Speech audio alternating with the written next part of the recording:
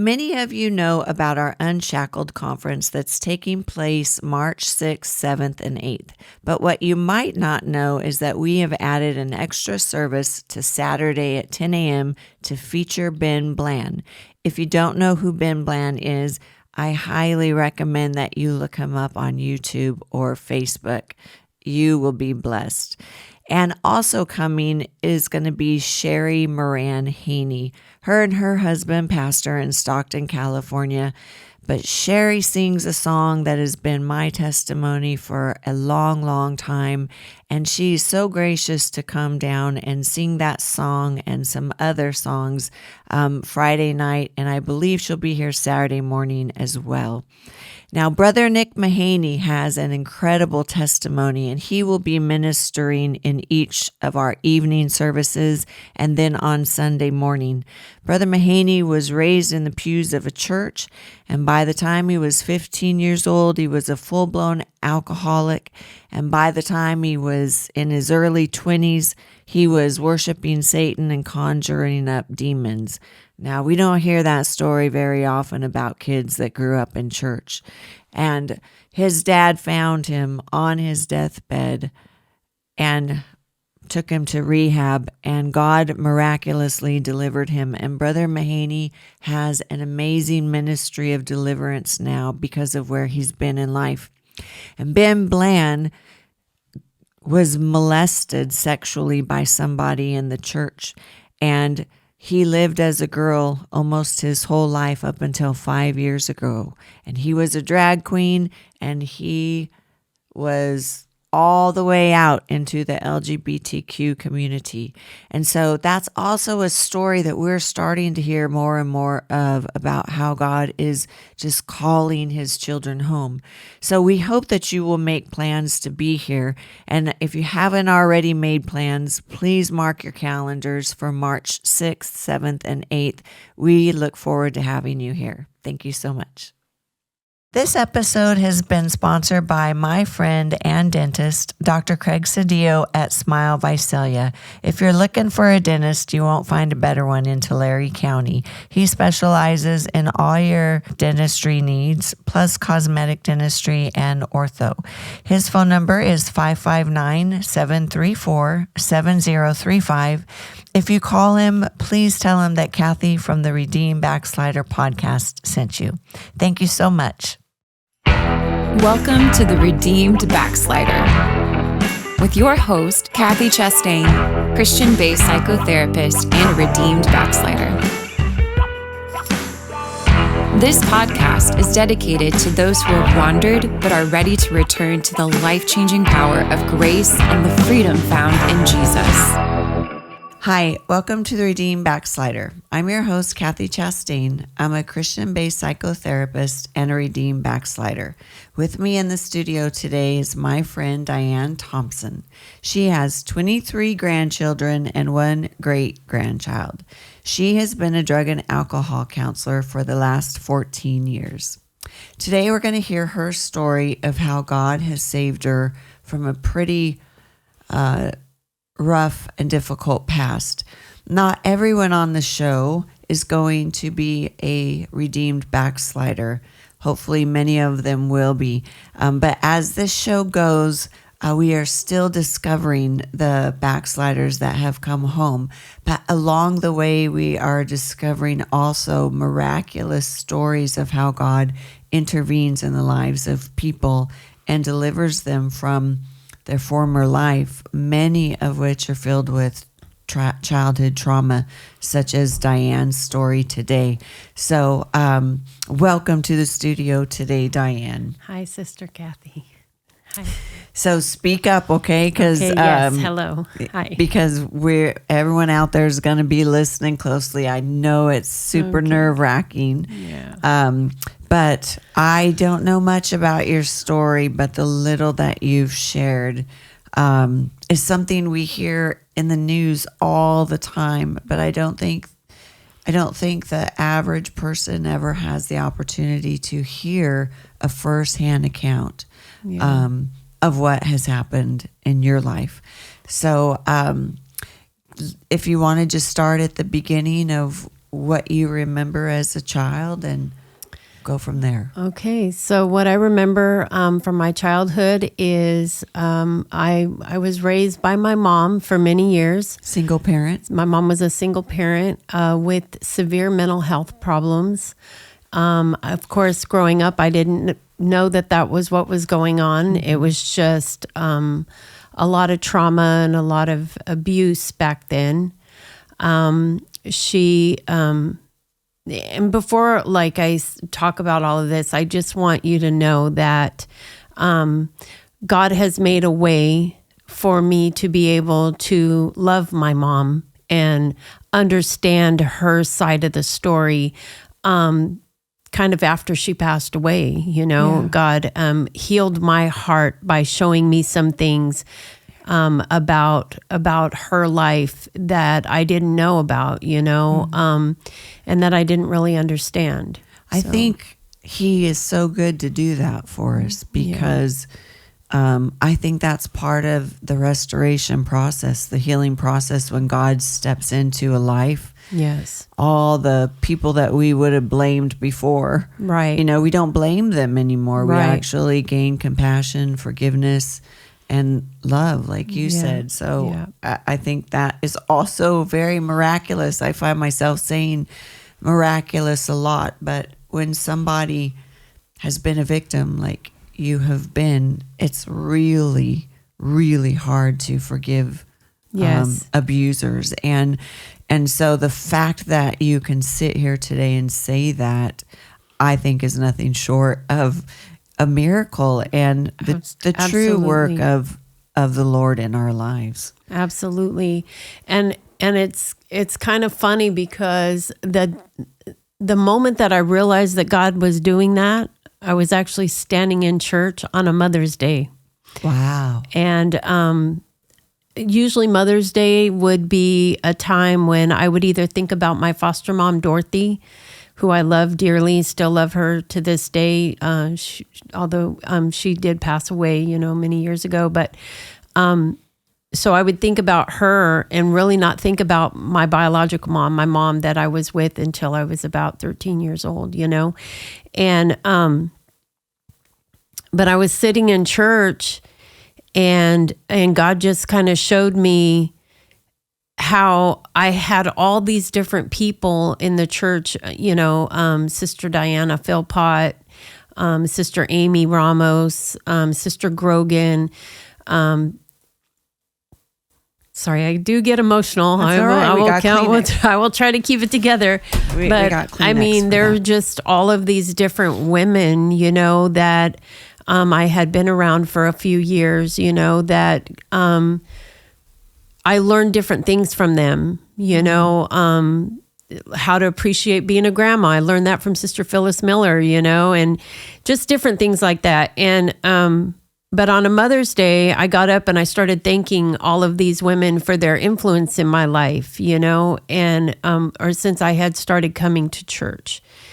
And then it just really hit me there, standing there doing that. I'm a mess. And I just said, and I love my mom. I do love my mom.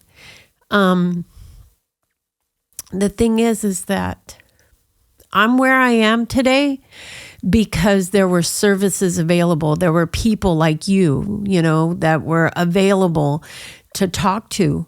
Whereas in the 60s, there was none of that, There were no services available for people to be able to reach out. Alcoholism was dealt with a medication that made people even worse, than they were to begin with. And, and there was a stigma of even asking for help for alcoholism. People could lose their jobs. People could lose their children, It wasn't until 1978 that they came out with the law that said, no, if people ask for help, you can't take their kids, they have a right to ask for help. There's confidentiality in asking for help, That didn't come about until I was 10 years old, So it's not like she had a choice in what was going on in her life, And so, and the things that happened to her even as a child, she didn't have a choice in that. And so God just kind of showed me a way to see things through her eyes. Yeah. And then my heart started healing. And, but for many, many years, I was angry. I carried a lot of anger. I was even thinking about this the other day in the thought of coming here and doing this. I spent over 40 years of my life contemplating suicide, trying to figure out how I could just end my life. I didn't want to live, That's a long time to feel that way. I remember, I would say I was probably about 9 years old the first time I actually tried to do something to die. I was a kid, and I see it all the time, though. In kids, it just, people think, oh, they're adolescents. They're not thinking about suicide, but adolescent suicide is on the rise, and kids are thinking about it. I've had a 4-year-old think about it without the conscious really idea of knowing what it was, other than that's what they're drawing in the pictures. Right. Kids are very, very affected by suicidal ideation. And I can honestly say that if the thing that I did to try to hurt myself, it was the way a child thinks, shampoo burns your eyes, right? So in my mind, I thought drinking shampoo would end my life, and so that's what I did. I drank some shampoo, made myself very sick to my stomach, but, just different things like that, throughout the years. And then somewhere along the line, it just, hanging out with my cousin, I started smoking marijuana. Can we back up a little yes, bit ma'am. to your childhood? Yes, ma'am. Yes. So you started to talk about your childhood with your mom, and then said that you'd forgiven her. So tell us about your childhood at home with you and your sister. Okay. You said you were raised by a single parent. Yeah. So my mom raised us. My mom favored my sister. Was she older or younger? She's 10 and a half months older than me. So we're right about the same age, And you guys are biological sisters? Well, we have the same mom, but different dads. So your mom was pregnant like almost as soon as she's older, you said? Yes. As soon as she was delivered, your mom got pregnant? Yes. With you right away? Yes. And the family story goes that while my dad was away in Germany during the Vietnam War, that my mom had an affair, got pregnant, had my sister. My dad came back, didn't know my mom had a baby, showed up at my grandma's house, saw a baby laying on the couch, asked whose kid is that? It was my mom's. They got in a fight. And by that time, he had already spent, just enough days with my mom for her to end up pregnant with me. And then there was a lot of resentment in her heart over that. Towards you? Yeah, well, towards him, but took it out on you. Yes. He left her for my aunt, and had an affair with my aunt, and then ended up leaving her, staying away from the whole family, but was really good friends with my uncle. My uncle died when I was 9 years old. He was my favorite uncle. He did what he could to protect any of us kids, in the family. But even then there was abuse, things going on in the family. It just seemed like I learned at a really young age, and this is going to sound really kind of wild, but I learned at a really young age that men could basically do whatever they wanted to me. They could touch me however they wanted to. There was no consequences. Nobody cared. Sometimes it seemed as if these things were happening right in front of people that should have been like, hey, what's going on? But it was so normal. It just seemed normal to have these things happening. I remember I went to spend the night at a friend's house as a kid, and she went to take a shower before bed, and I thought it was weird that her dad didn't go in the bathroom, With her. Yeah. It was just so weird. And then, her mom had made like cookies or something, and we're sitting in the living room, watching TV. And I looked at her and I said, "I'm sorry that your daddy doesn't love you," and she was like, "What are you talking about?" And I said, "Well, because, he didn't like go in the bathroom with you." And then I became the weird kid at school, and I started getting bullied at school and stuff like that. But that was, I thought that was normal for people to just do that kind of thing, And so, what was your earliest memory of being abused? Have you thought of that? So I was thinking about that over this last couple of weeks, and trying to really remember. And my earliest memory of something like that happening to me, now I had seen things like this happen to my sister, and that's a whole nother thing that I don't want to share her side of it, but I do know that as a child, witnessing something happen to somebody that you love is very traumatic in that in itself. And I think that even to this day, that trauma has affected my relationship with my sister, because we don't have a relationship. And I think that's a bit of self-preservation, to be honest with you. And so,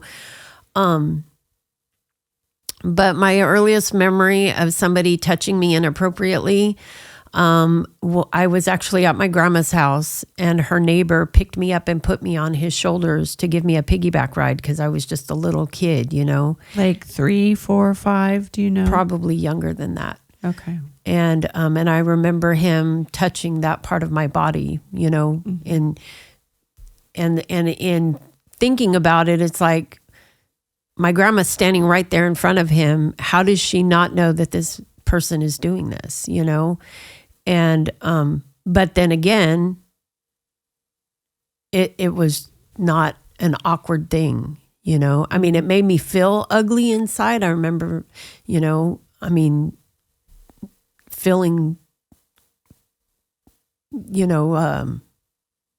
awkward. I don't know how to explain it, just feeling weird, that I did not like that he was doing that. And I immediately wanted to get off of his shoulders.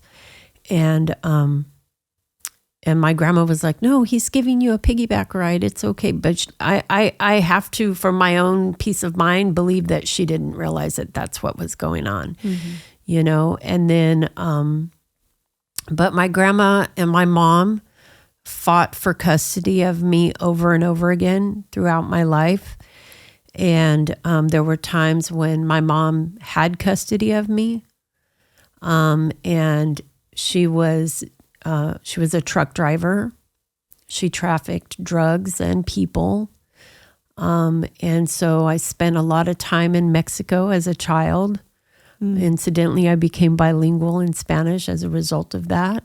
Was your mom Hispanic or Caucasian? She was Caucasian, but she had an alter personality where she dressed completely like she was a Hispanic woman. She wore black wigs, dark eyeshadow, black eyelashes, black eyeliner. Like, Diane, do you look at that? Because I know you know a fair amount about mental health with the background that you've had.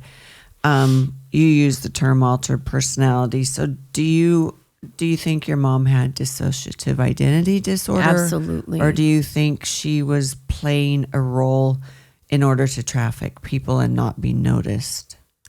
Probably both. Probably a little bit. I would have to say a little bit of both. It might have started out as a survival skill, but as time went on and the drugs went on and everything, I think it manifested into into a full-blown DID. Yeah, absolutely. How did you come to know that your mom trafficked people and drugs? And how do you have any idea how she would have gotten into such a job? So I have no idea how she got into that. I just know that there was a time when, and I have vague memories of these things, but there was a time when she was trying to cross the border, and she got arrested, and we spent 7 days in jail, in the Mexican jail. You as well with her? Yeah, I was a kid. Me and my sister and I were there. How old were you, do you think, at that time? I would say probably about 5 years old. That's so young. Yeah. And by 5 years old, you've already had a ton of experiences. So you were very alert already. Yes. As a 5-year-old versus when you think about our grandchildren, Yes. my grandchild's not even 3. And, I can't imagine he's so naive and innocent, that at 5 for you to have all of these experiences already. Yeah. And our memory is associated with emotion. So traumatic emotion really sears in our memory. So, yes. So at 5, you do 7 days in the Mexican jail with your sister and your mom. Yeah. Yeah. And so I don't remember exactly how all of that was resolved, other than the fact that we ended up back in Crescent City with my grandmother, my sister and I. And then we were back with my mom, and there was a time when we were getting ready to cross the border again, and she got freaked out. And so instead of crossing with my sister and I, because the thing that got their attention the first time was this blonde-haired, blue-eyed little girl that didn't speak a lick of English. Mm. And that was me. Mm-hmm. And I had dropped my glasses out the window of the car or out the window of the truck. And it was just, there was a bit of a scene. And then they wanted to know why this dark-haired woman, because again, she had dyed her hair black and she looked completely... Not like you at all. Not like me at all. Mm-hmm. What are you doing with this kid? Yeah. And where are you going? And what's going on? And so the next time that she tried to cross, and I guess she got nervous or whatever, she decided she was going to leave my sister and I in Mexico, and she left us. Now, this is a story that I was told by my grandmother and other family members. It's not necessarily something that I remember exactly, but I have vague memories here and there. But that she left us standing on the street corner in Mexico, and that this lady came and got us. This lady named Teresa came and got us. Doña Tere came and found us. She didn't know us. She just knew that we were these two little white kids standing on a street corner in Mexico. And she took us in and had us with her. I had a coat on. I have a picture at home of me in a brown coat. I remember the brown coat. But apparently my grandma had sewn her phone number into the inside of the coat. And the whole time we're at this lady's house, I would not take off this coat. Mm. And then there was a day when she had made tortillas with sour cream, fresh homemade tortillas, and put crema on them, Mm-hmm. And I'm sitting there eating, and I got crema on my jacket. I got sour cream on my jacket. And she convinced me to take off my coat so that she could wash it. And that's when she found the phone number, and she called Crescent City, called the number, and my uncle answered the phone, and he didn't understand Spanish at all. Mm-hmm. He just knew Diana and Tammy and TJ in Tijuana. And so him and his biker friends went to Tijuana with pictures of me and my sister and went looking for us and found us. And then he came back to the United States, brought us back, my sister and I, back to the United States, to my grandma's house. And then he found my mom and hurt her. She spent some time in the hospital, a lot of time in the hospital, and he went to jail for some time, and just that kind of thing, And This was your mom's brother, your uncle? Yes, my mom's favorite brother, actually. Yeah, yeah. Yeah, so went to school. I didn't know English. The teachers did not believe that I didn't know English. So was your mom bilingual? Was she Spanish speaking? Where did you learn all the Spanish to not have any English?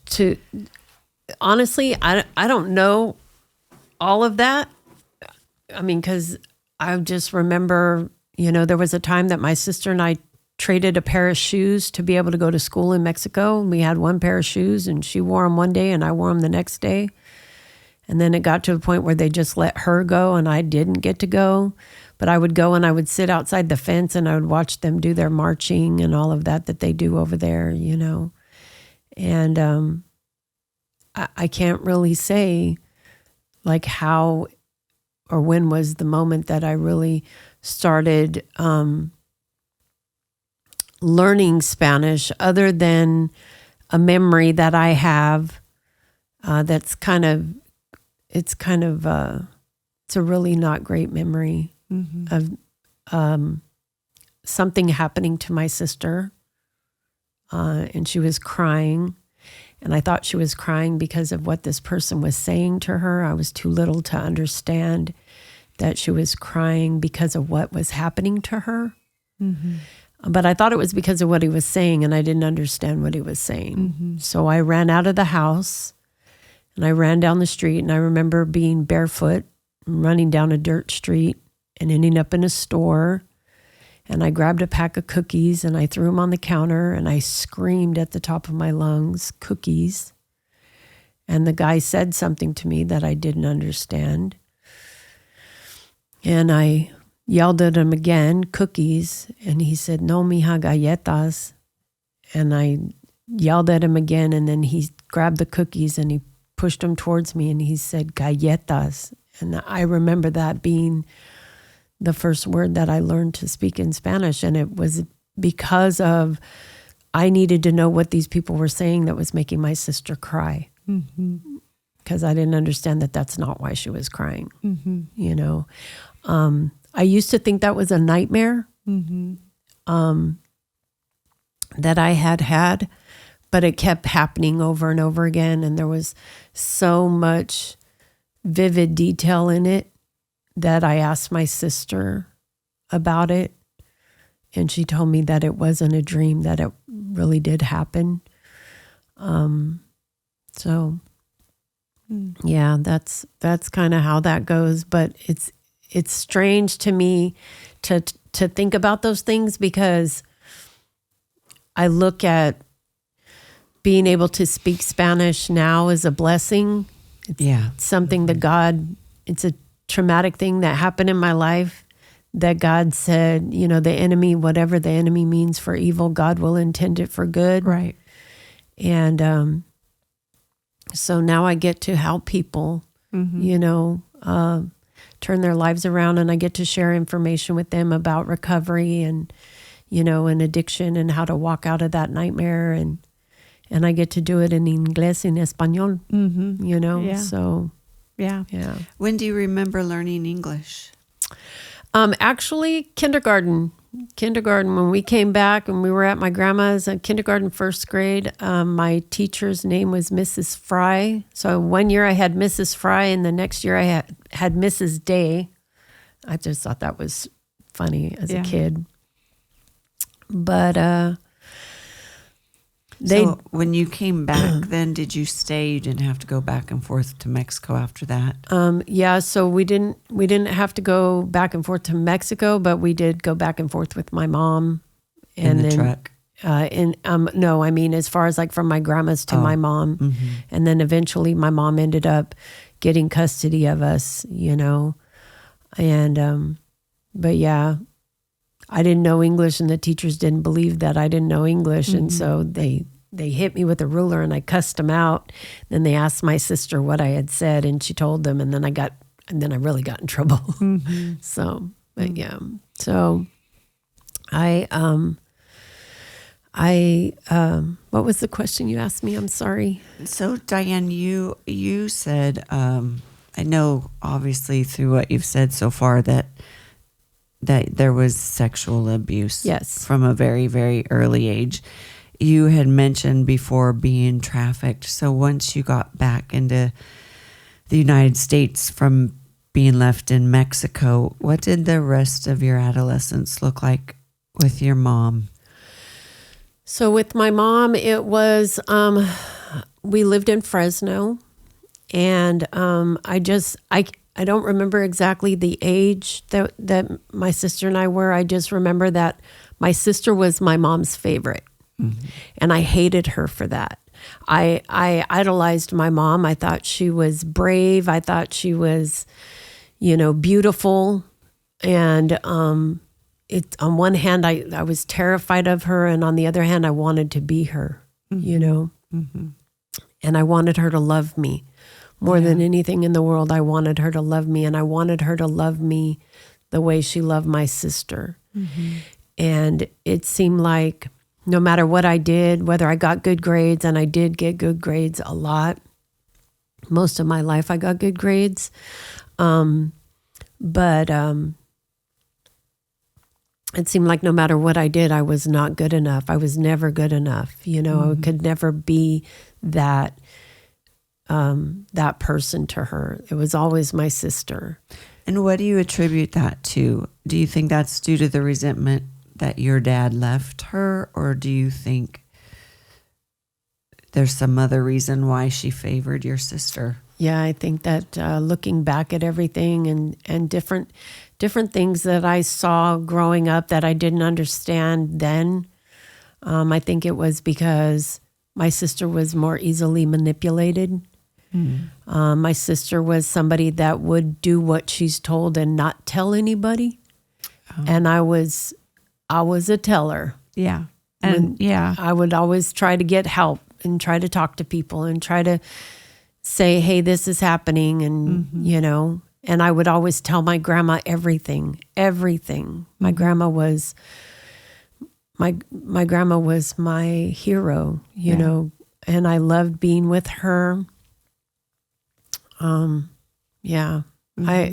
Being at grandma's house always felt safe to me. Other than that one incident with her neighbor, it always felt safe to me, mm-hmm. And then when I was a preteen, a family member did something very horrible to me, and up to that point, I thought I was a virgin. Well, let me put it this way. Living in a Hispanic community, right? The Hispanic culture, being a virgin is like the desired. That's the most important thing to be when you get married for a girl, mm-hmm. to save yourself for marriage. Mm-hmm. And I had decided early on that I was going to do that. I was going to save myself for marriage. Mm-hmm. And, but then realizing, at some point realizing that, well, these people have already done all this stuff to me. I didn't think that I was a virgin, mm-hmm. Until the moment when I got raped. And then I realized, in that moment, I was a virgin. Yeah. And because that had never happened to me before. Yeah. And so it was somebody that I trusted. How old were you? about 12 years old. And I ended up, kind of cutting to the chase, I ended up telling my aunt. And my aunt convinced my mom to let me go live with my grandma, or let me not go live with her, but let me go visit her. My sister had gotten pregnant and at a very young age and had already left home. And so it was kind of in between when that happened to me and this conversation with my aunt. You know, my sister had found out she was pregnant and she left home. And my aunt told my mom to let me go visit my grandma. And the day that they put me on the train, my mom gave me a hug, which was really rare. And she begged me to come back. And then my aunt gave me a hug and whispered in my ear, if you want to live, don't ever come back to this place. And so I went to go live with my grandma. And then I thought I was going to finally get to be able to be a kid, finally get to be allowed to do what other kids get to do, you know. I wanted more than anything in the world to be a cheerleader. I thought that was just the coolest thing ever. Every little public school kid's dream, right? Yeah. Especially if you're a little blonde-haired, blue-eyed kid, you know, girl. That's what all the other little blonde-haired, blue-eyed girls were doing. Right. They got to be cheerleaders or Girl Scouts, that's all I wanted to do, you know. And so I had asked my grandma if I could do that, and she said that it costs a lot of money. And I told her, well, if I fundraise, if I do things and it doesn't cost any money, can I do it? And she said, yeah, if it's not going to cost me anything, I don't care. And so my friends and I, we did that. We did bake sales and car washes and everything. And we're able to save up enough money for 5 of us girls to go to cheer camp and get our uniforms and everything. And then the day that my grandma needed to sign the papers in order for me to go to cheer camp, she told me, I can't sign that. It's against my religion, because she was a Jehovah's Witness. And incidentally, that just became one more reason for me to hate God, you know? And then we had an argument, and I told her, my aunt was there by that time, a different aunt was there. And we were living in Orville, California, because that's where she was living when I went to go visit her. And she refused to sign the papers. And I told her, so you lied to me. And she slapped me. And she slapped me across the face, and she had never hit me before. And then she just looked at me and she said, I cannot raise your mom twice. And so, wow, hurtful. Yeah. And the next day, I met my brother for the very first time.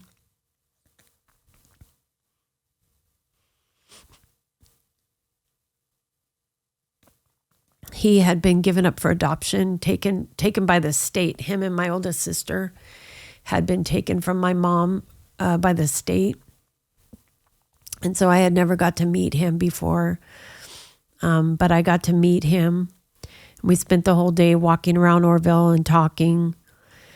And then when we got back to my grandma's house, she informed me that there was a social worker coming to pick me up and that they were putting me in foster care. And my brother asked me to tell her no, to let me stay. He said, I just found you. I don't want to lose you.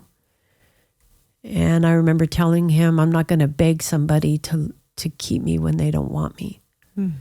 And I went into foster care.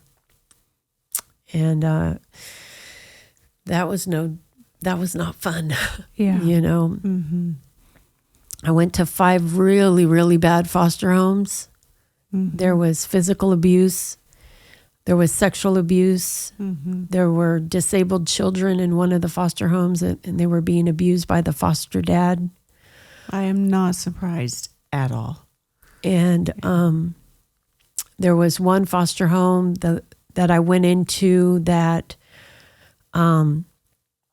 there was a lady and her son was a teenager, and her son kind of had this agreement with the teenage girls that when his mom went to work, they traded sexual favors for privileges. I didn't need privileges. I wanted my cigarettes and I wanted my book. Let me read my book. I was a bookworm. I've always been a bookworm. I got 3 bookshelves full of books at home. It's like my safe place, books. And so I just went in my room and sat down with my book, and he came in there and took my cigarettes away from me, and I got up and said, "Give them back to me," and he wouldn't give them back to me. Then he grabbed my book and took it away from me, and told me to do something to get them back, and I told him I'm not doing that, and if you don't give them back to me, I'm going to tell that all of this is going on.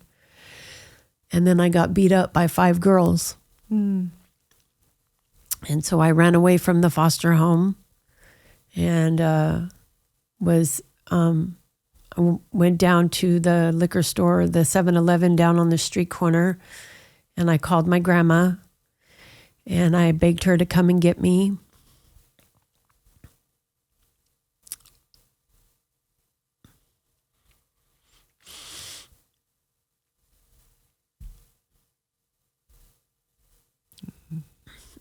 I'm okay. It's just this one's tough. This is a tough memory.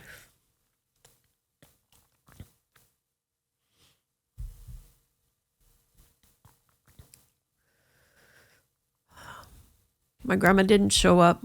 My social worker did. My social worker showed up to pick me up. What in the moment felt like the worst day of my life, or one of the worst days of my life, turned out to be one of the greatest blessings of my life. She said, "I'm going to take you to a place very far from here where nobody knows you and you don't know anybody." And she said, "And it's very beautiful where I'm going to take you. And you're going to meet a man and a woman that I think you're going to like." She said, "I just want you to go with an open mind."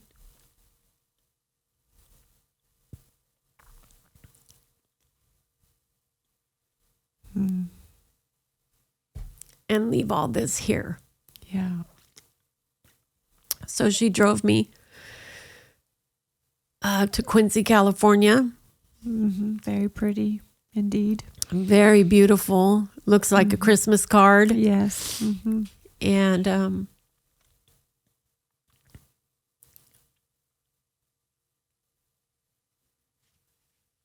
I remember as a kid, I'm going to say this because this is important. I remember as a kid telling God, if you're real, I'd really like a mom that loves me. And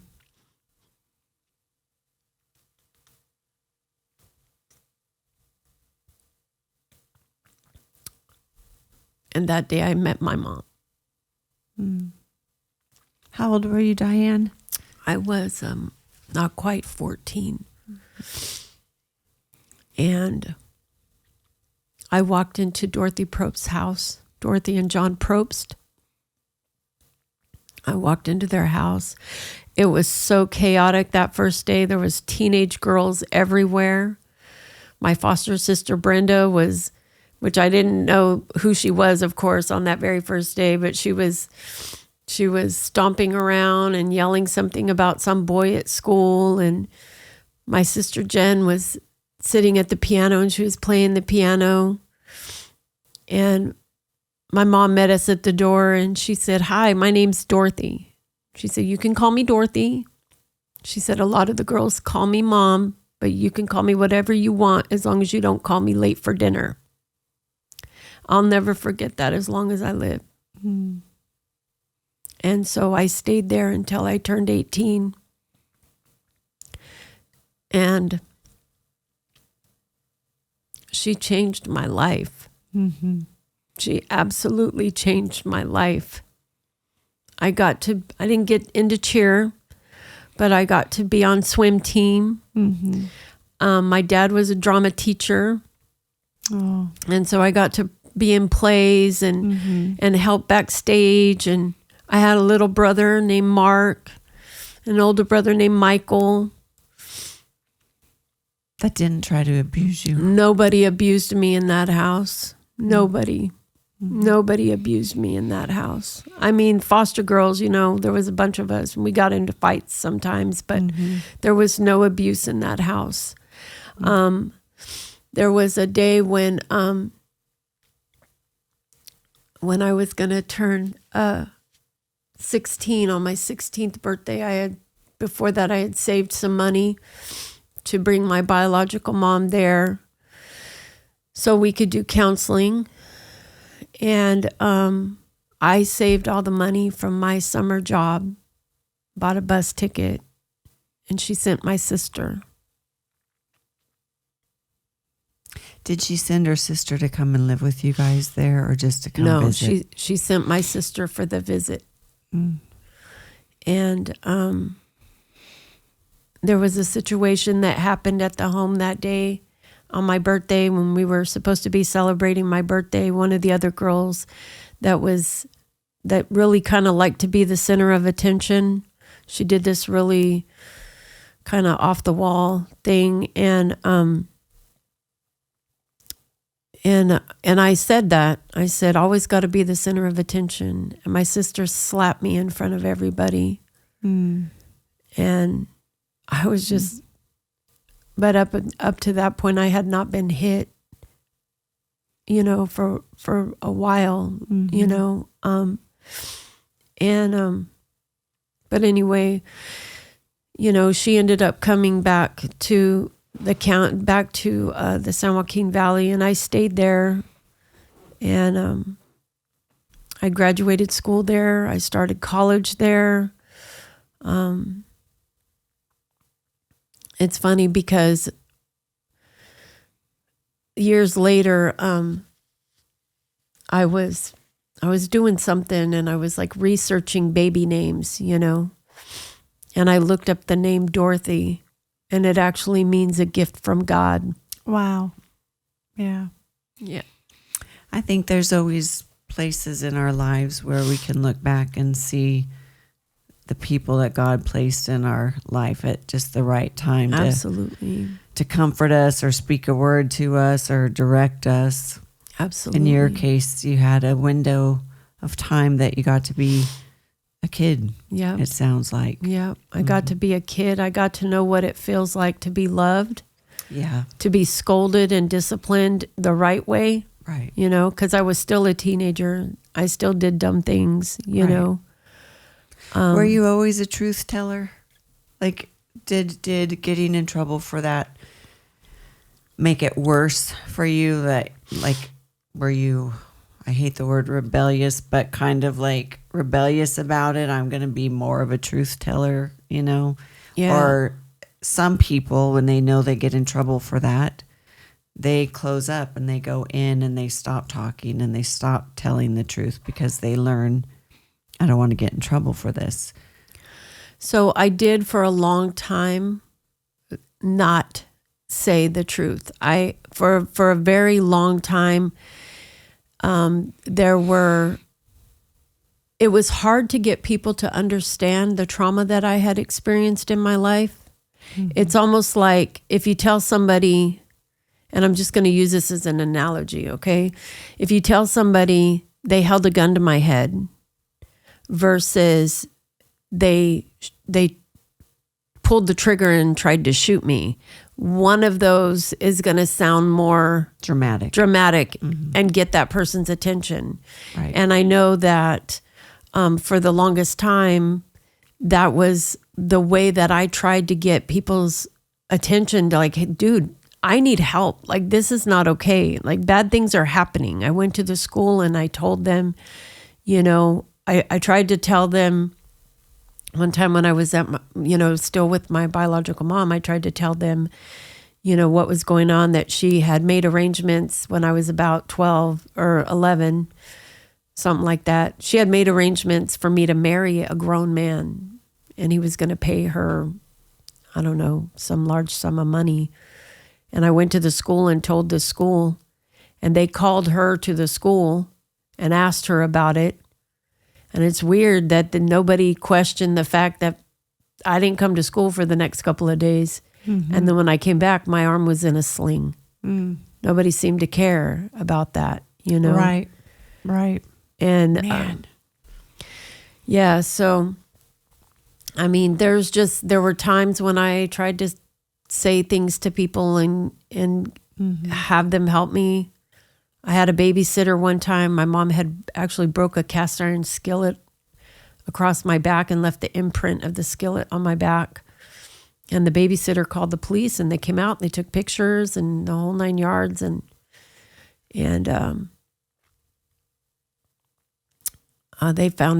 my mom found out that the babysitter was the one that called the police, and she hurt her bad, beat her up very badly, And was there consequences for that? For your mom? My mom? Yeah, for beating up the babysitter? No. Yeah. There were never consequences. Never. Mm-hmm. She never had any kind of consequences in that regard, I think that the life that she was living came with its own consequences. Mm-hmm. Yeah. Was she always violent like yes. that? I mean, that was, yeah. Yes. After you moved away and lived with Dorothy, Diane, did you see your mom again? Yeah, so I had always carried this idea in my heart. You wanted her to love you. I want my mom to love me, and I'm the problem. Right. And now I've come to this home, and I've been around these great people, and I learned how to dance, which was really huge. That was, my mom always went to dances, and, and before I left home, I could not dance, And being in the foster home, my foster sister Tammy taught me how to dance. And so when I was 18 years old, I came back to the Valley and stayed with my mom and met my first husband. My mom's boyfriend, not the same person, sorry, that was a little confusing, but my mom's boyfriend made a pass at me. And so she tried to stab me with a butcher knife. And what did that experience look like? I mean, did she chase you, or how did that? So we were in my sister's apartment, and there was, they had some neighbor friends, that lived close by, this girl named Mary and another lady named Janet. And my mom was arguing, and Janet was trying to explain to her, like, that it wasn't my fault that he did that. Like, that's your daughter. And she didn't care. And she ran through the living room with the butcher knife in her hand. And I ran out the front door. And I had been talking to this guy that I had met at a bar. At 18? Yeah, I met him at a dance, a Hispanic dance, Mm-hmm. and at the Rainbow Ballroom. Mm-hmm. And so I, yeah. Mm-hmm. And so I called him on the phone, and he came and got me, and then I went to stay with him at his sister's house, and it just that's how that relationship started, you know, and we had nowhere to live. We were living in, we ended up renting out a garage that was turned into like a little studio. I got pregnant with my first daughter. He was extremely abusive, a very jealous man, and very controlling. At the time, I thought I was in love with him, but looking back and going through all these years of therapy and mental health and everything, I understand that he was a way out. In my mind, it was a way out, another way to get away from my mom, you know. And I think for people, maybe not all trauma survivors, but definitely they're more susceptible when you do meet a man who is controlling and jealous. They mistake it for love. It feels like they're trying to protect you. It feels like they love you a lot. And so there's some convolution going on there. And many people end up getting into abusive relationships for that reason, is because they mistake it for love. Yeah. Yeah. And, you know, again, you know, looking at where people come from and being able to heal, God healing me, the way that God has healed me over the years is by allowing me to see things through other people's eyes. Yeah. Perspective. Yeah. Absolutely. Yeah. And so he had his own life of trauma and abuse and witnessing things in his life and his, you know, being raised with the mom. My mother-in-law had over 20 kids, you know, in Mexico. Oh my goodness. Yeah. And, and so, that many kids just breeds neglect just for the sake of, you know, one person. You can't, you know, someone's going to get left out with that many kids. They all kind of took care of each other. Yeah. You know, I will say this, my mother-in-law was, she was my other mom.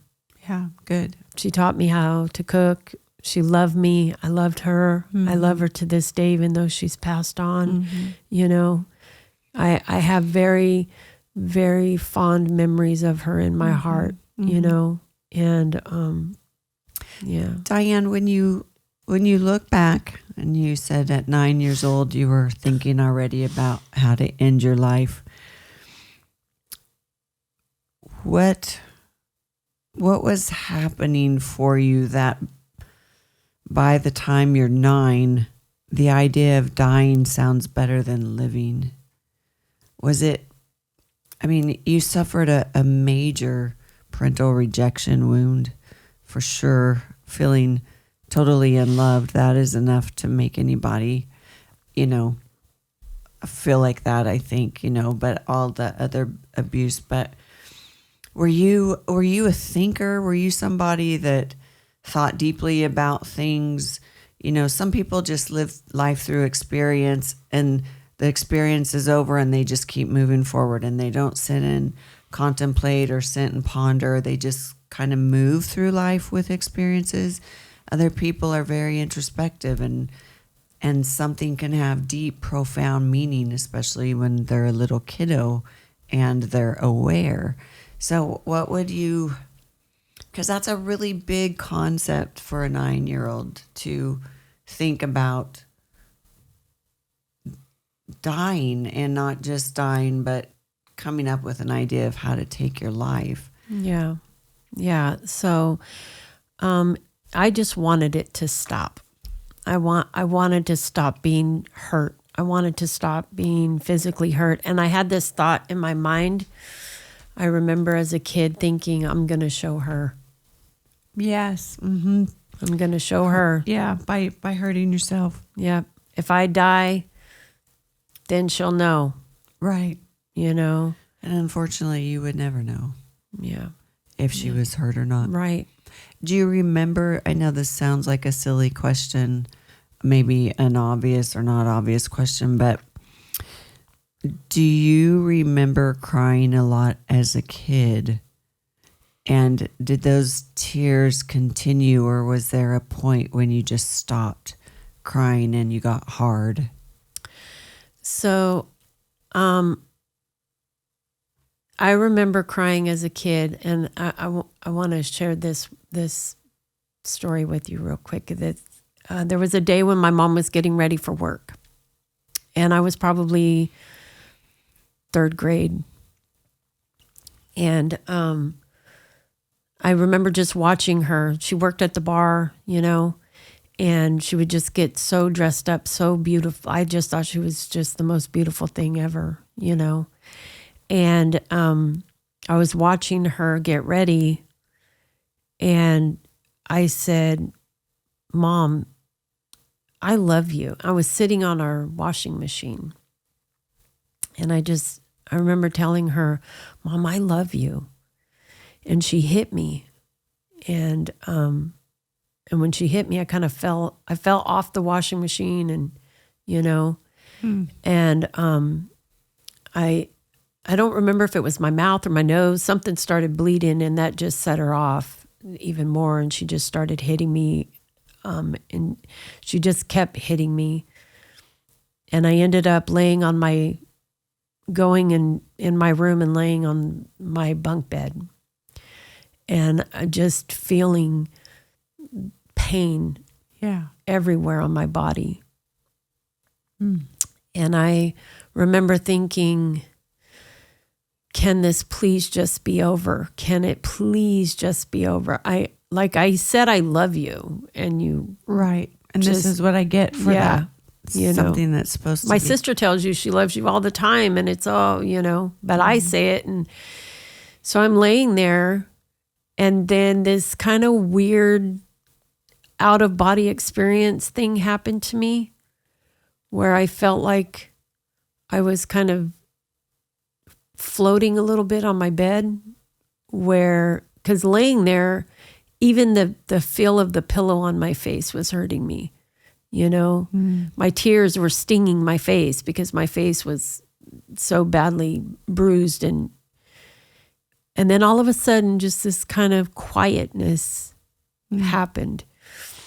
And I remember not really like hearing a voice, but just this overwhelming feeling of, this is not the life I have for you. Mm-hmm. And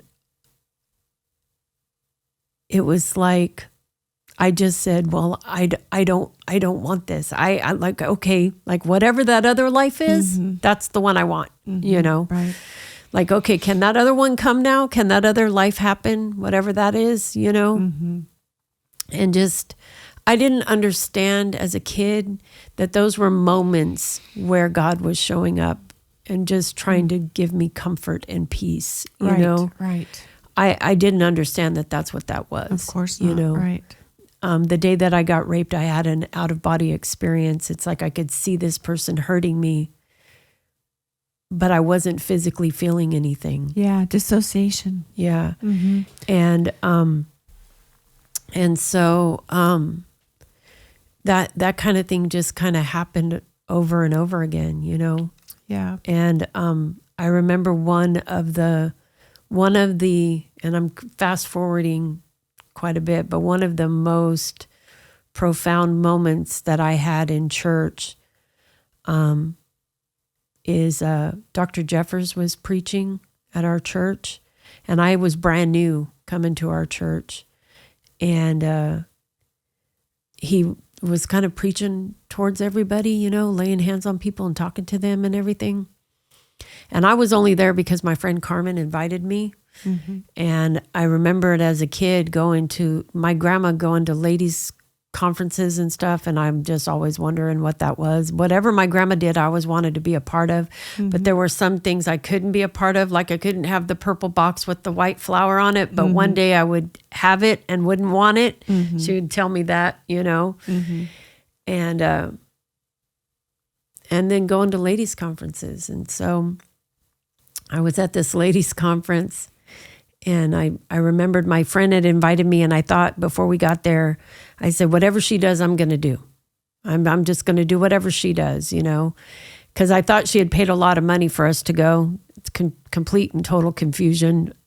about what I saw. I saw her write a check. Come to find out, she was writing a check for her tithe, but I thought she had wrote a check for me to be at this event, And so I said, whatever she does, I'm going to do, because, oh my gosh, And so she, raised her hands. I raised my hands. She went to the altar. I went to the altar. Well, this man comes and he's preaching and saying stuff, to people. And then he comes down to me and he says, God has a word for you. And Kathy, I felt anger inside of my gut, like it was trying to eat me alive on the inside. Like a visceral, out of your control, something was happening in your body. Yes. Yeah. There was like a bomb of rage inside of me. Yeah. And then Which you didn't even know was there, right? Until this experience. Yeah. And I didn't understand what was happening. Yeah. And so he goes and he's preaching for other people, and he comes back and then he says to me, the word is freedom. And then again, I just started shaking, like my heart started shaking, my hands started shaking. And again, but I was angry. I just felt very, very angry. And then he comes back and he says, freedom from the chains that bind our children. And when he said that, I just stopped I just froze, and I said, who are you? And what do you know? Because something that a lot of people in our family did not know is that while my sister was gone, after my sister had ran away because she got pregnant as a teen, my mom chained me up in our shed for about 2 weeks. And nobody knew that. And she chained me in there and left me there. And these people that worked at the car lot, they would detail cars, in the car lot. They detailed cars in the alley. They would come, and the doorway or the wall, at the end of the wall, there was like this little opening in the shed, and they would put food in there so I could have something to eat. And the guy would tell me, I can come in there and I can get you out of there. Let me come in there and get you out of there. And I said, no, because she'll kill you. Like, you have to leave me in here because she will kill you. And I kept that a secret for the longest time. There was the only person at that point when Dr. Jeffers was saying that, the only other person that I had told about that was my husband. And I think maybe I had shared it in a counseling session when I was in foster care, but other than that, there was nobody in my immediate life that knew that. And so when he said that, I screamed at him and I said, who are you and what do you know? And he stood right in front of me. And he said, God has numbered the hairs on your head.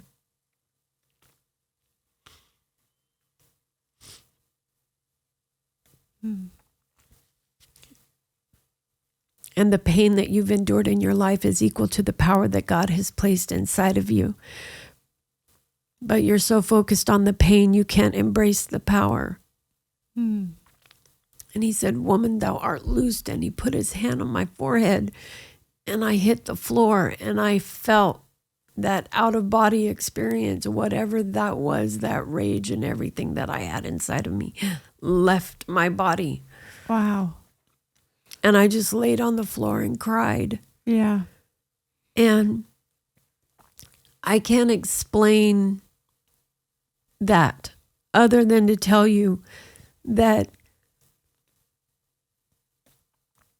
God is good. Yeah, his deliverance power is real. Yes, It's real. yes. And I know that after that happened to me,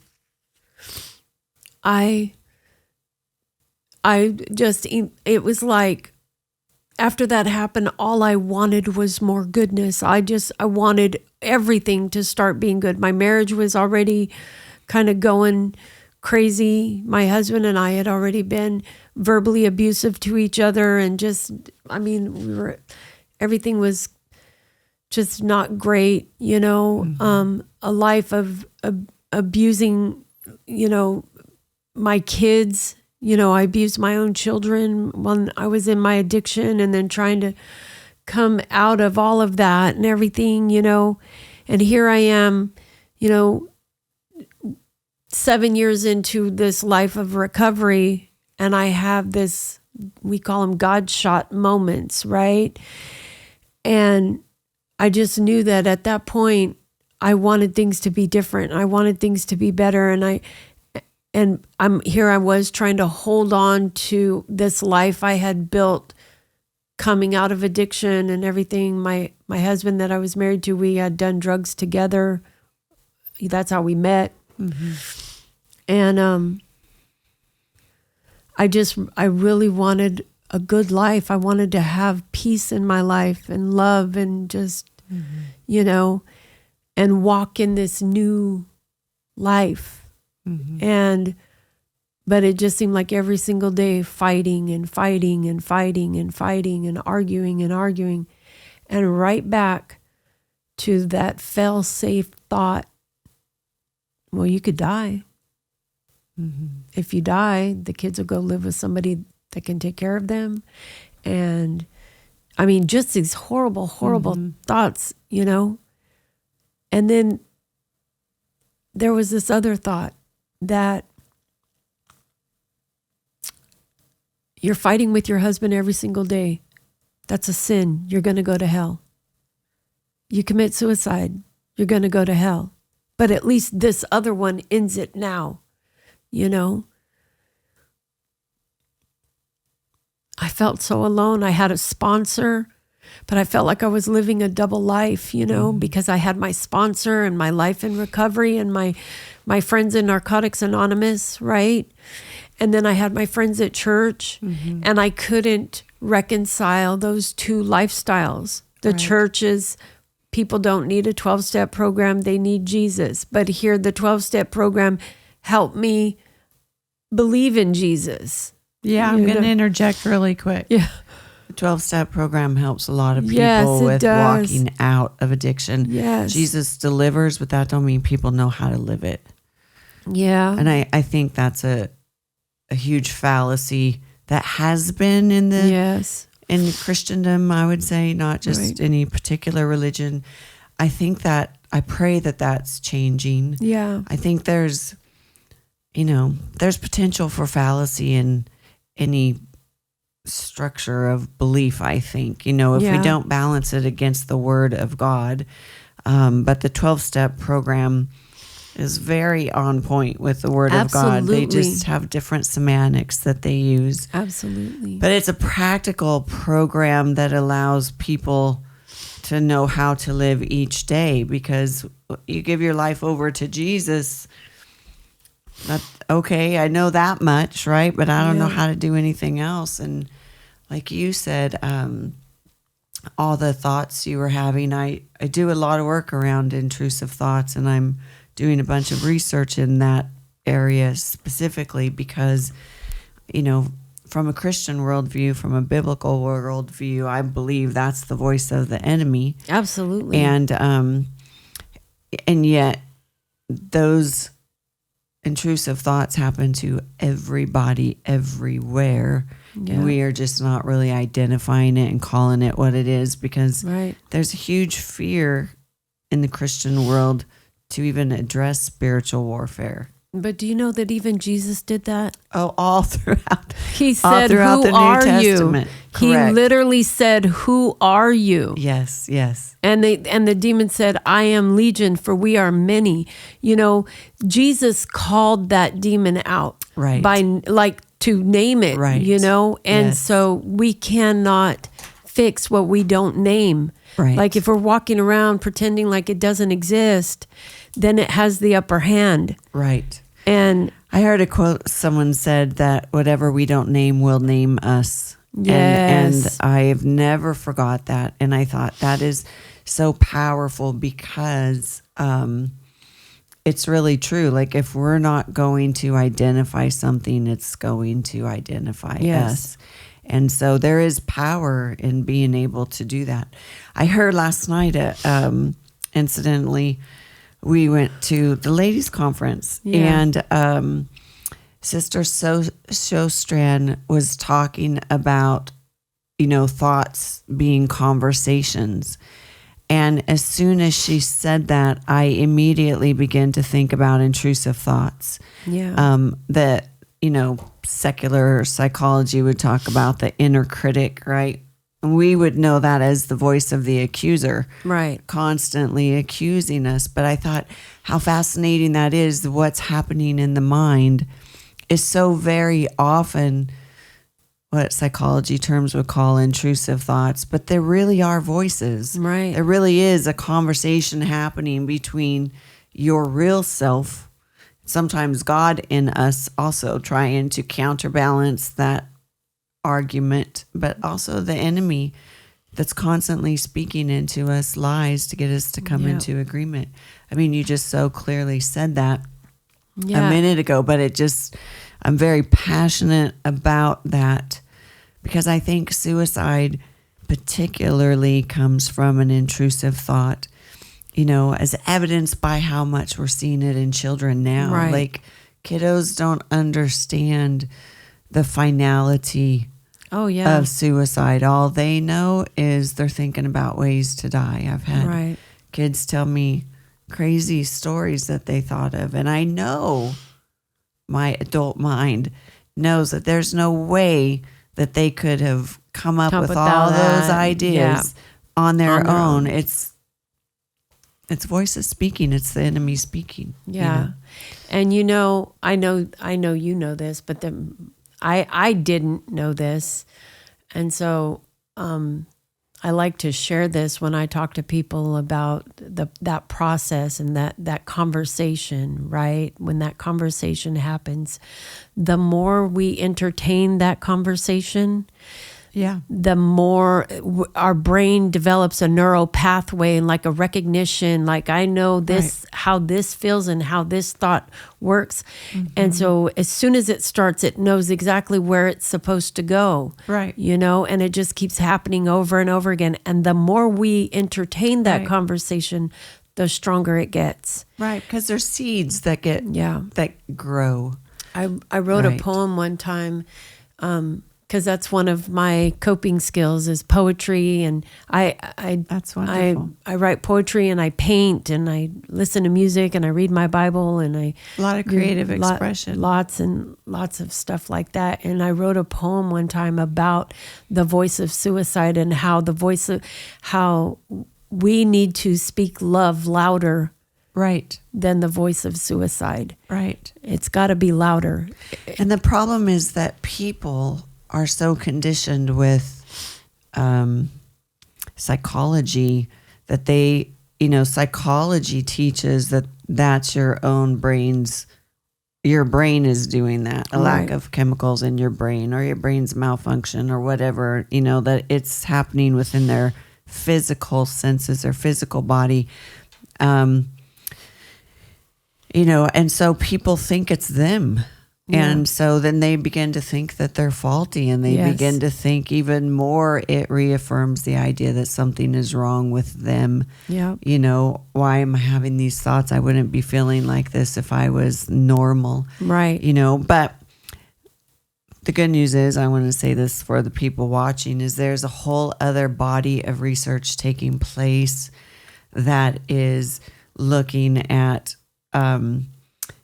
parapsychology, the idea that actually existential things are happening and it's not just biological. And that is so exciting for me as a researcher to know that there is another pathway to think on these things, because it is absolutely spiritual warfare, from a biblical lens, from a, Christian worldview lens. But man, we've got to start connecting those dots and having those conversations, because people are dying so frequently. Yeah. So back to my question, as a kid, were you pretty introspective? Did you spend a lot of time pondering? Were you a deep thinker? not really in my early childhood, but more in my teenage years. You know, I think that I was thinking about more like what you just said, trying to figure out what's wrong with you. Yeah. Yeah. Like what's wrong with you, that nobody can love you, that, you know.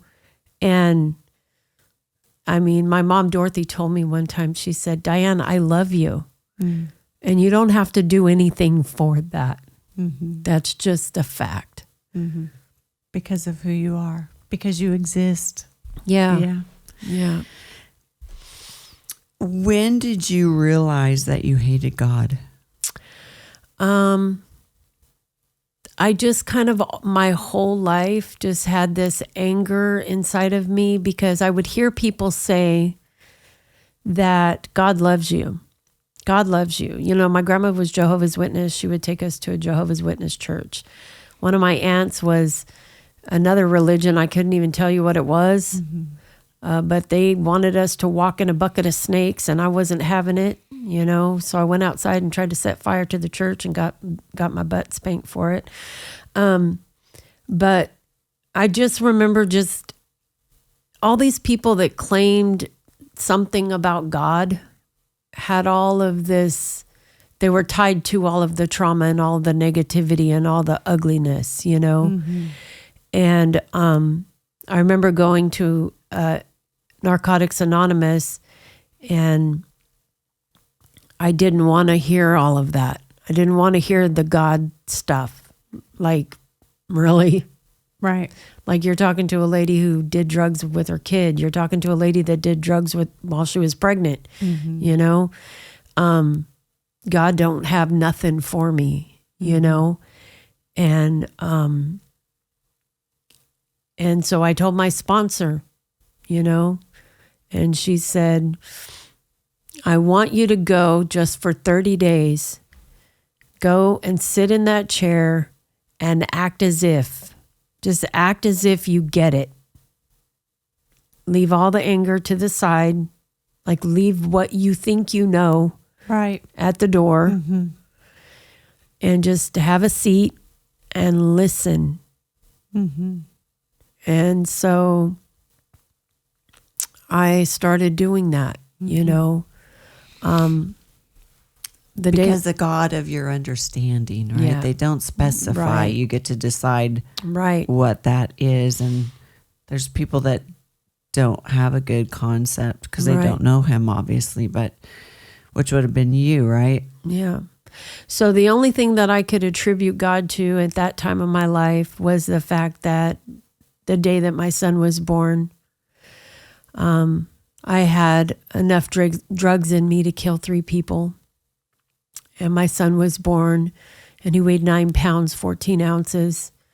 And he didn't have any trace of drugs in his entire body. Wow.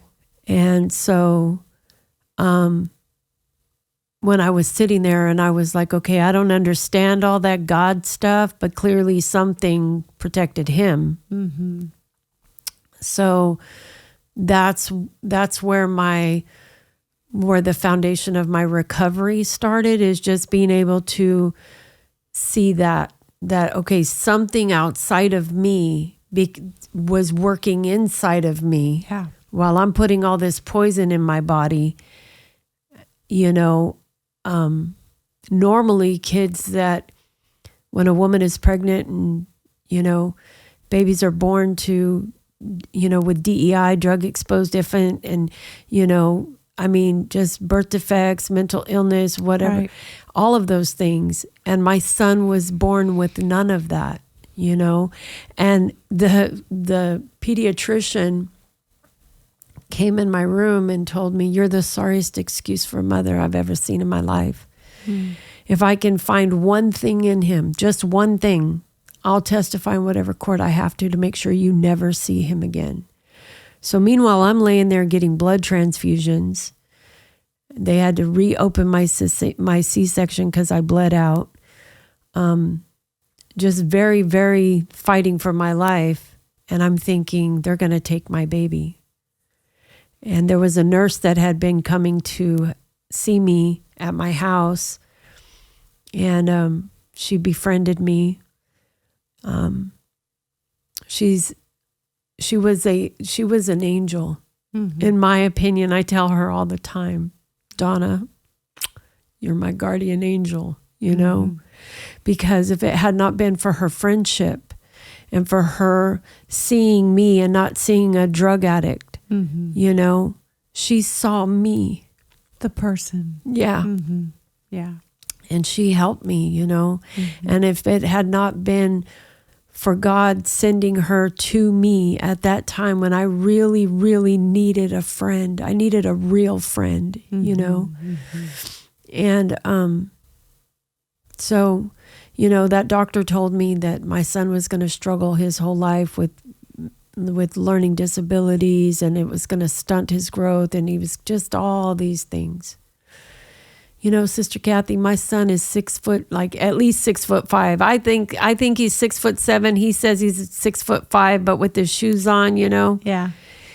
And he graduated high school with a college level degree in engineering. Wow. You know? Praise God. So that's a God thing. Yeah. You know, that's Yeah. not a me thing. That is absolutely a God thing. You know, and so,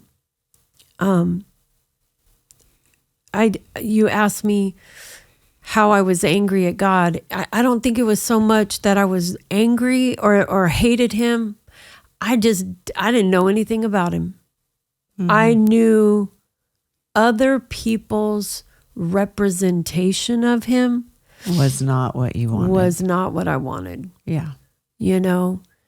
And I think that's kind of at the essence of why so many people don't like Christians, is they've had a negative experience with someone who went to church and said they're Christians, and you know, and it was negative. yeah, can I share an insight that God gave me one time? So imagine I throw a party at my house and I invite all of my friends, but I don't invite you. Right? And while these people are at my house, they break all of my favorite things, right? They destroy my home and take things from me that I can never get back, right? And the next time that you and I have a conversation, I'm angry at you. I'm mad at you, right? And you're like, why are you mad at me? Like, what happened? What did I do?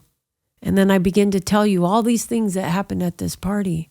And you're like, but you're mad at me. Why are you mad at me? Well, because all of this stuff happened. But I wasn't there. I wasn't invited to the party. Why are you blaming me? I was never invited. People said no Bibles in school, no prayer in school. I'm not even invited to the party, and you're blaming me for what's happening. I was never invited into your life, and you're blaming me for what's happened to you. Just invite me one time. That was a revelation that he gave me. You let me in one time. You invite me in one time. Wow. And do you know, I don't think about dying. I do not think about dying. I don't know. I couldn't even begin to tell you when the last time was. I mean, I've been divorced for 8 years. And God has opened door after door after door after door to take care of me. I have a huge family. Like I used to wish I could be a part of a big family that loves me.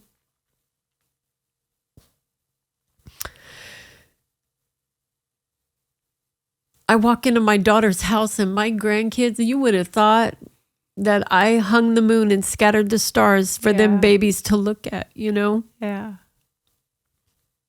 I have more love in my life than I could have ever imagined. Yeah. When I look in the mirror today, I don't have to, and I'm not saying this about anybody else. This is me, okay?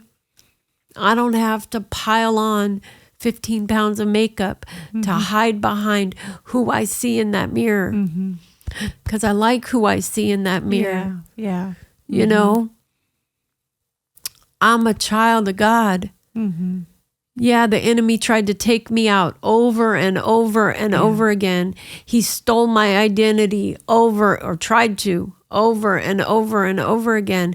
But the end of the book, we win. Right. We win, you know? Right. And God said, just invite me one time, like for real.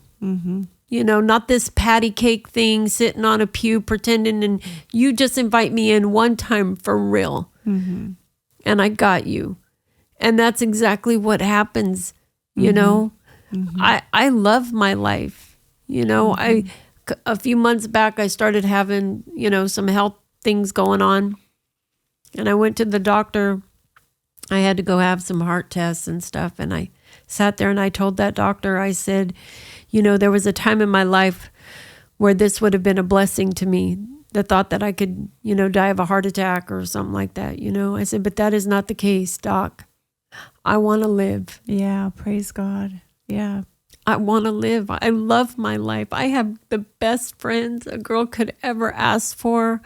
I have more love in my life than I could ever ask for. I'm about to adopt this very beautiful dog that I'm absolutely head over heels in love with. I just love him to death, you know. And I have a great job where, you know, God gives me a front row seat to see people's lives change. Right. You know. Right. And then sometimes I kind of sit back and I have to pinch myself because I'm like, really? Yeah. Like, really? My life is this amazing. Right. You know? Yeah. Yeah. I'm not bougie. I'm not rich, you know? Yeah. But God made a way for me to be able to buy my own home, you know? And wow, that's wonderful, yes, Diane. yes. You know, I mean, there was a time in my life I was homeless, living in my car when I was pregnant with my first son, you know? And, I mean, I've been through a lot, Sister Kathy, you know, but how can I look at God and say, that's all your fault? Right, right. When I never invited him to the party, he was never invited into my life. Yeah. You know, this whole idea of, you know, and I just want to share this because I feel like this is a point that a lot of people miss. You know, the Bible says that if we believe, then we're saved. You know, we have to believe in order to. That's the whole invitation part, right? You have to believe, and then you get buried in his name. Right. Right. And belief is active. It's not theoretical. It's not just an idea. It is active, which requires actions. Absolutely. Absolutely. And as soon as, I'm not saying it happened in an instant. This has been a process. Yes. You know, but because healing is a process. Yeah. And so is destruction. Yes. Yes. The destruction is a process. Right. You know, and I know when we were getting ready to start this, you had asked me if I was a backslider, right? And the thing is, I was not raised in church. I wasn't raised knowing anything really, you know, kind of here and there learning about, you know, different things about God or whatever. Nothing I really wanted to wrap my arms around, Right. You know? Right. And, I mean, I had moments in my life where people did really great things for me. My foster mom, I had a counselor named Kathy that, you know, took me to an Amy Grant concert when I was a kid. I love that. I'm still really great friends with Kathy, you know. But the thing is that I look at those moments and it's like, you know, the Bible says, God says, I'm standing here and I'm knocking, you know, and I see all these different moments in my life where he showed me I'm knocking. I'm right here. I'm knocking, right. You know, and it's like this process has brought me to a place where when I went through my divorce, I left the church out of humiliation. I was humiliated. I was embarrassed to be there, not because of anything that they had done, you know.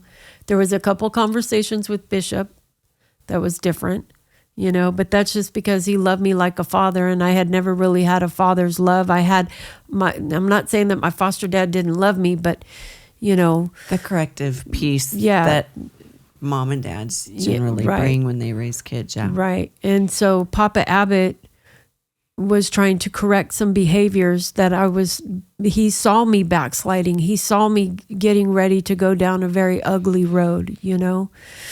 And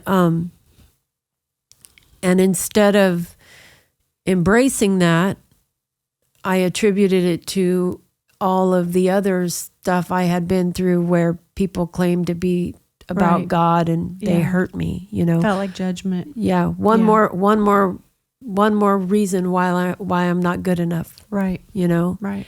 And so, but the thing is that I had started, you know, working in a bar and, you know, checking IDs and stuff like that, and taking cover charges in a bar. While you were going to church? No, this is after you in left? 2018. When I got my divorce. I had started working at this bar. I wasn't drinking, but I would sit right at the door and I would, you know, take the cover charge and everything. And I remember feeling the enemy just kind of steadily trying to pull me back into that lifestyle, you know? And I was like, no, I'm not going to let that happen. I'm going to read my Bible while I'm sitting there. I'm going to read my Bible. And so I had my phone open and I was reading my Bible.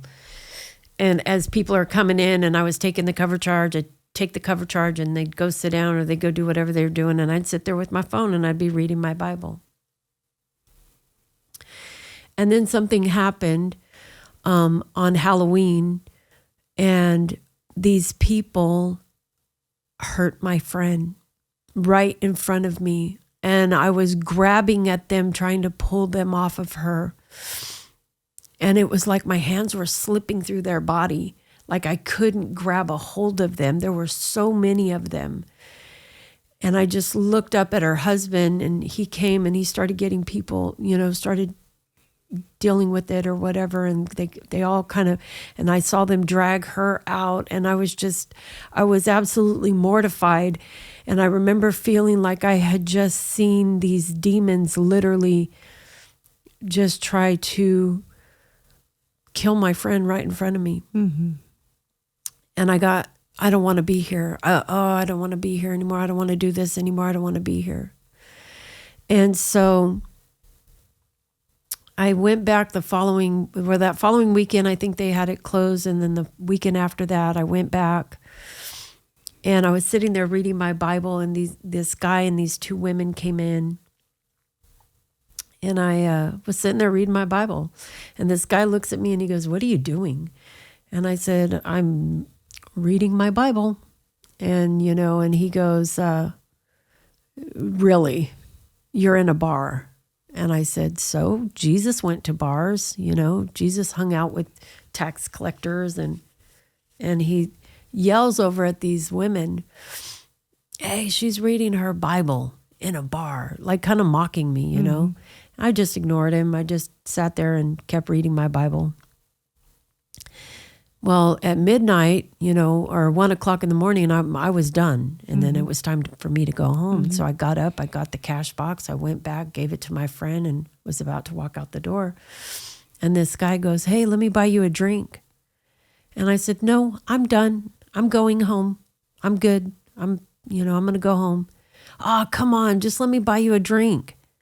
I sat here talking to you this whole time just so I could buy you a drink." "No, I'm all right. I don't drink. I'm an alcoholic. So I'm just going to go ahead and go home." And so I walked out the door. Well, he followed me out the door. And he stood outside smoking a cigarette, watched me get in my car. I got in my car. I turned on my praise music as loud as I could, and I drove home. And then I called my friend a couple days later, and I told him that I didn't want to do that anymore. Mm-hmm. And he said, well, that's okay, because we're going to be closed for a few weeks, because after you left, and these are his words, all hell broke loose and some people got hurt.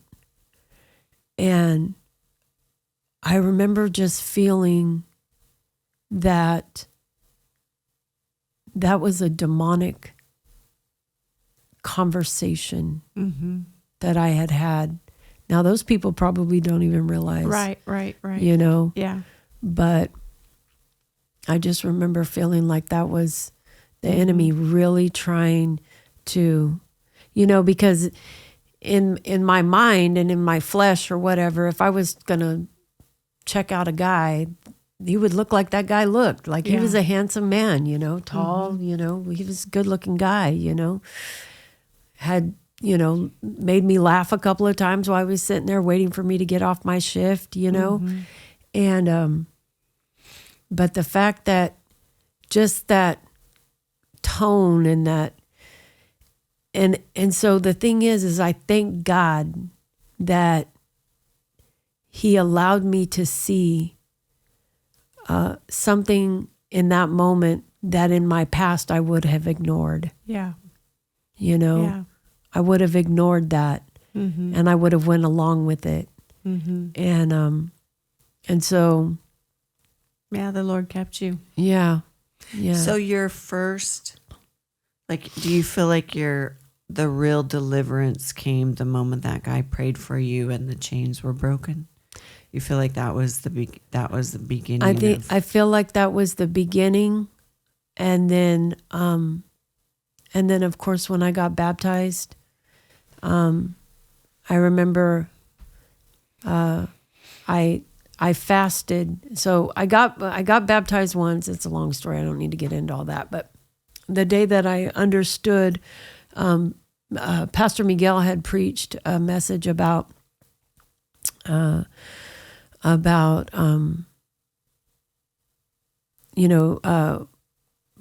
my goodness, I'm lost for words. I'm sorry. Repentance. Right. He had preached a message about, the salvation plan and how repentance isn't a crucial part of that, and a lot of people stop at that. They stop at that God forgive me part, and they say that that's enough. Right. But that's not what the Bible says, And so when Pastor Miguel preached that, I realized that first time that I had been baptized, that I had not repented. I had not done a fourth step. I had not taken a fearless moral inventory. Yeah. I had not done that, And so, so I did that. I sat down and I wrote this, long letter to God and asked him to forgive me of everything and, and things I see and things I don't see and places in my heart and in my mind where I have hate and unforgiveness and pride and where I just let my ego just be, Yeah. And so I fasted that whole weekend, which I had never fasted before. This is actually kind of a funny story. I'd never fasted before, but I decided that I want to be as close to God as I can be when I go in that water because I really want it to work, Yeah. And so... Not that everybody has to do that, but that was just in your mind, in my mind. And so, so Sunday I go to church and I, thinking I'm going to get baptized on Sunday morning, and something had happened to the baptismal tank, and so pastor said, "We'll baptize you this evening." And if anybody knows anything about me, they know that chorizo and papas is my favorite meal. So I go home, after that first morning service that Sunday, and my husband and I were still together at that time. And he had made chorizo and papas for the kids for lunch. And I walked in, and as soon as I smelled it, I was like, "Oh, you lying devil." And I turned around and I went back to the church because in between the morning English service and the evening English service. They had a Spanish service at 2:00. And so I just went back to the church and I stayed there. And then I got baptized that night. And then, and I remember feeling like I was clean, like just, it was all in the water. Washed. Yeah. Mm-hmm. There's a song that says I left it in the river. Mm-hmm. And that's exactly how I felt. Mm-hmm. You know, I felt like it was all there. Mm-hmm. All that self-loathing and depression. And, you know, there was a time, Sister Kathy, I was taking 12 different types of antidepressant medications, mental health medications, because I believed that whatever pill they gave me, it was going to fix me. It was this was going to fix me. And by the grace of God, I don't take any of that stuff. Yeah. You know? Praise God. I wish. Yes. That's a whole other subject. Yes, ma'am. Mm-hmm. Yes, ma'am. So, I'm not saying that I don't get depressed. Right. You know, I'm not saying I don't have days, but I don't. And there's a need. I mean, you know, it can be beneficial for a time. Yes. But it's not meant to be a crutch. Right. And that's the difference. And I had somebody once that was on 13 different antidepressants and psych meds. And I'm like, holy smokes, who are these doctors? Like, you know, you're taking 4 meds for one thing. Like, you know, it drives me crazy. But I have a physician I send people to now for med referrals so that they can straighten all that up. But you should have seen the look on my husband's face when I told him I don't want to take any of these pills anymore. He was like, I'm not doing this. Yeah. Well, it's scary, you know, if for people who do have mental health histories, you know, it aside from God, you know, it does put a bandage on things. Yeah, I think at best. But you know, I was thinking as you were talking, and this is just the nature of God. You know, He gives us everything we didn't have before. But since I have ever met you, Diane, the thing that resonates to me about you the most is you have a very gentle spirit and you're full of love, and you're loving. You know, I mean, I knew you on Facebook before I ever met you in person, and when I met you in person, it was like you had known me forever, and you acted as if you knew me forever, and you immediately just exuded love. And I know, because I know my life, like, it seems like the thing that we were deficient in the most is the very thing that God gives us the most. Yes. What we desperately needed becomes the thing that we can give away. Yep. And I find that so ironic in the way that God works that way. But I had no idea of your history of neglect and the complete absence of real love, because by knowing you now, no one would ever know that, because you do such a good job at loving others. Thank you for that. Yeah. That means a lot to me. That really means a lot to me. Well, I know that that's how God works. Yeah. But you have allowed him to do the work in you, you know, and that is everything. I invited him to the party. Exactly. Exactly. And, you know, I think we have taken for granted. I don't know that people understand the power of agreement. I don't know that they understand the power of our words. And so when the Bible says, you know, we hear this, other denominations invite the Lord into your heart, and you know, and we as Pentecostals, we're like, oh no, that's not all there is. There's this and there's more. Yeah, because there's more. There's always going to be more with God, not works more, but more of Him. Yes, you know, levels of experience with Him, but that is such a critical step, and I don't know that we as Pentecostals even communicate that step, the importance of that step, the invitation for people to invite the Lord to the party into their heart, because that is an act of our will. And that is so important in the engagement, because God is not going to do anything against our will. We have to ask him to come in, because by then we're giving him permission. Right. And when we invite him into our heart, we're giving him permission to work in our life, and then he will. But that act of request is critical, because it does involve the will. And I think we overlook that sometimes in just our rush to repentance. But I love that the Lord spoke that to you and actually gave you a picture for you to understand that, because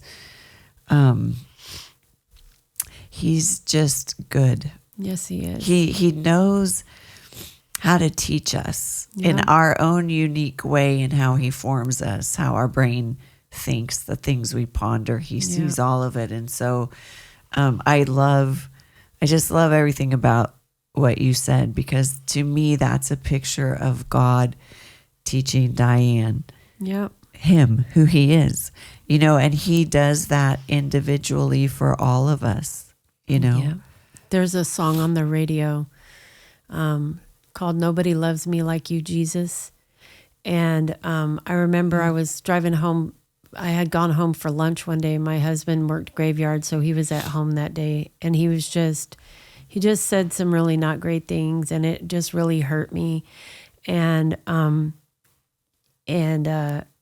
was driving back to work from my lunch break, and that song came on the radio. And there's a part of there that says, "Like a love letter written in the sky." And it was that was one of the things that my husband used to do, is he used to write me love letters. He used to write me notes, and he had stopped doing that. And I had some resentment in my heart because he had stopped doing that.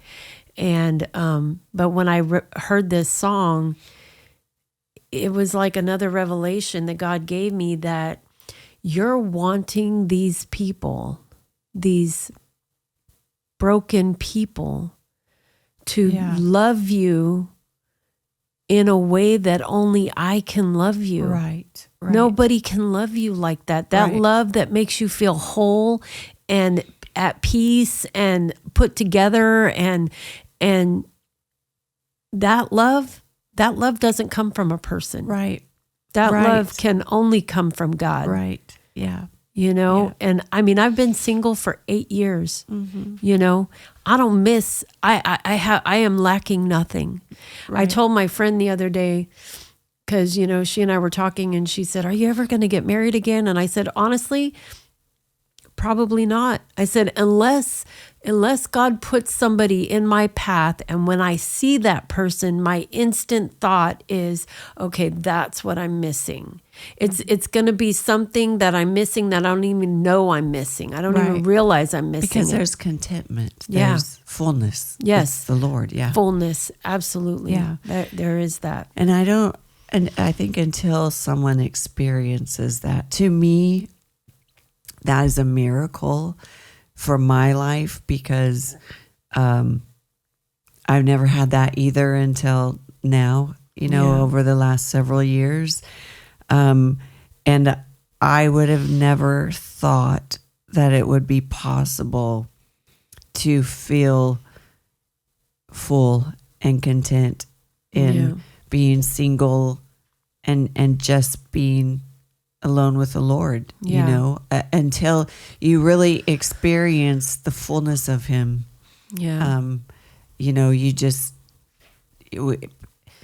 It's just something that I want for everyone. I want people to know the Lord in this way, because he, it's not just a saying when someone says, "Oh, God is good," he's good all the time. For those of us who have really experienced that goodness and his power to change our lives, like those, it's not just words. It it's loaded with meaning, Yeah. you know, because we know him from an experiential place Yeah. and not just, you know, because it's a nice song to sing. Right. I've had people ask me, how can you believe in a God that you can't see? You know, how can you believe in something that you can't see? Mm-hmm. And I have two responses to that. Mm-hmm. Number one, I believe in God because I've seen the devil. Mm-hmm. I've seen what the devil does. Right. I've seen his handiwork Right. in my life. Right. But even more amazing than that, I've seen God. Mm-hmm. I've seen too much. Yeah. I've seen too much. Every time I look in that mirror and I don't hate that person. Right. Right. Yeah. Yeah. You know, That's powerful. there was a moment of surrender a couple years ago, where, you know, my adult kids had got mad at me and they weren't talking to me, and, you know, and I was on my living room floor at 3 a.m. crying out to God and just basically telling him, what do you want from me? And just this stillness came over me, and I heard him, not audible, of course, but just the word this, just surrender. Mm-hmm. This is all I want you to do is surrender. Mm-hmm. And I said, okay, I'm all in, with or without my kids, which of course I want them in heaven. Of course. But we have to let God be in charge of that. Yes. Mm-hmm. With or without them in my life. If I'm all by myself for the rest of my life, it's not going to feel good. I have huge abandonment issues to this day, you know. Yeah. Rejection is a very horrible feeling. Yes. That triggers all kinds of craziness in me, you know. God helps me manage it, you know. But the thing is that I can choose to live a life without him. But why would I want to? Right. It's so ugly. The world is going to be ugly with or without him. The world is ugly with or without God. Right. But with God, I have something to look forward to. Right. You know, I never met my dad. The only conversation I ever had with my biological father was when I was 30 years old on the phone.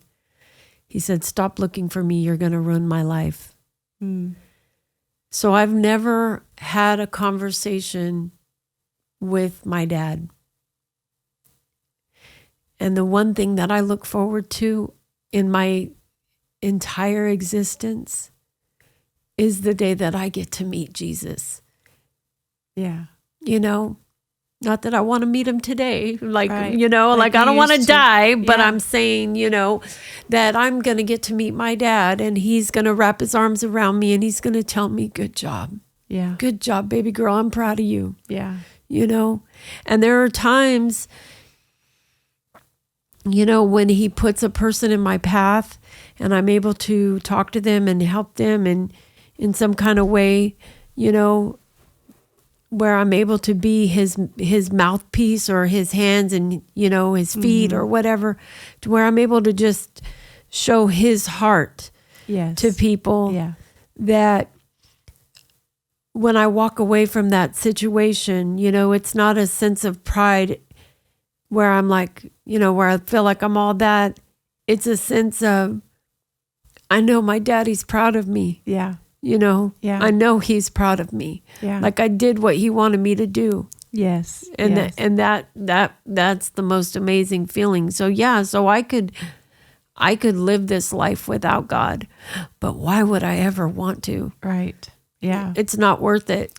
Nothing compares. No. Yeah. No. I say that you know, I've told people that before, like, gosh, if it wasn't everything why do you think we would be doing it? Yeah. Especially after you've been in the world and you've tasted all the things that the world has to offer, I mean, there's things out there that are enjoyable, but nothing compares to the love of God and a life with God and his voice and his presence. Like, this is the greatest thing. Yeah. And the thing is, it is true that drugs and alcohol will make you not feel the pain, but it makes you not feel anything. Right. It numbs to all the good stuff also. Yes. Yeah.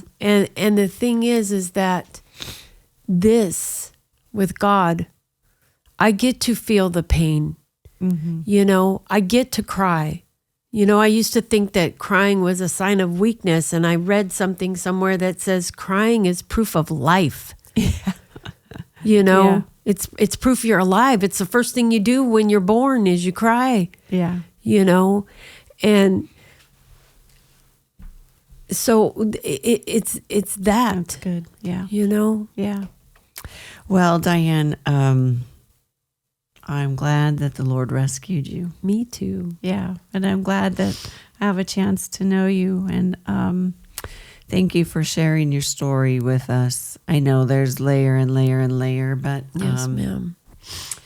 But God is doing a work in so many people, I think, and really calling his children home. And, for anyone that's out there, if you don't know the Lord, I bet if you stopped and took an inventory of your life, you would see his hand weaved through the little parts and stages of life. He's always there. He was always there with me, always there with you. We just, hindsight is always 20/20, but give him a shot. And if you're a backslider, it's so different when you come back to the Lord as an adult and you can take off the idea that you had of him and really see him for the first time, in your adult self, and try to be objective and get to know him other than what you were taught as a kiddo. And that's my heart, is that sharing these stories like Diane and the others that's been on the podcast, is that you would just consider giving God another chance in your life and see if he's not different than what you thought he was when you were younger. Because I promise you, he's so much better. Yeah. He's so much better. And if I could just say one thing, is ask yourself, did you ever really invite him to the party? Yeah. And did you really ever know him? Yeah. Yeah. Okay, well, thank you, Diane. Yes, ma'am. And God bless you. Thank you so much. Yeah, I'm excited to see how your future unfolds, how all of our futures unfold. God is doing, I think, a new thing. Yeah. I think he's, doing more and more and more, and it's exciting to be a part of it. So thank you so much for sharing your testimony. And you believe for your kids, God's going to honor your prayer. Yeah. I think he's going to honor all of our prayers. My kids are amazing. I love them, and they love me. And I want to see them in church. My granddaughter comes with me sometimes. Yeah. God is good. God's got them. I know. Yeah, I know He can do for them exactly what He's done for me and so many other people. So I believe that 100%. Yeah. Yeah. Okay. Well, God bless you. God Thank bless you. you, And sis. for everyone out there, if you are a backslider or you have a testimony to share, please reach out to us. We would love to hear you. And if this story has resonated with you, please share it. That helps us out a lot. Mostly, we just want people to hear the good news of Jesus. So we'll see you again next week. Thank you. We are so glad you joined us. If you have a story of redemption or have worn the label of a backslider, we would love to hear from you. If you'd like to support our ministry, your donation will be tax deductible. Visit our website at kathychastain.com. We hope you will tune in for our next episode.